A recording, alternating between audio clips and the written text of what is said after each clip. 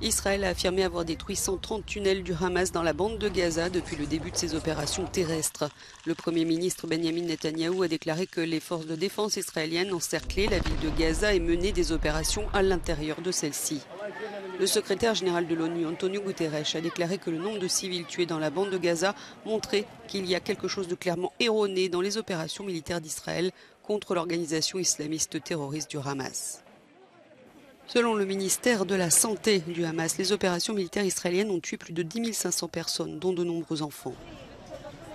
Le rythme des civils palestiniens fuyant le nord de la bande de Gaza vers le sud s'est accéléré avec l'intensification des frappes aériennes. Des foules de Palestiniens ont pris en compte les ordres de l'armée israélienne et ont fui à pied le nord de la bande de Gaza ce mercredi. Ils avaient une fenêtre de 4 heures pour évacuer.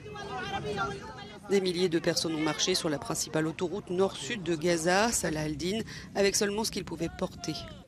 Certains d'entre eux tenant des drapeaux blancs de fortune. Le gouvernement qatari négocie en collaboration avec les États-Unis la libération par le Hamas d'une partie des otages qu'il détient depuis le 7 octobre, en échange de l'autorisation par Benjamin Netanyahou d'une trêve humanitaire dans la bande de Gaza.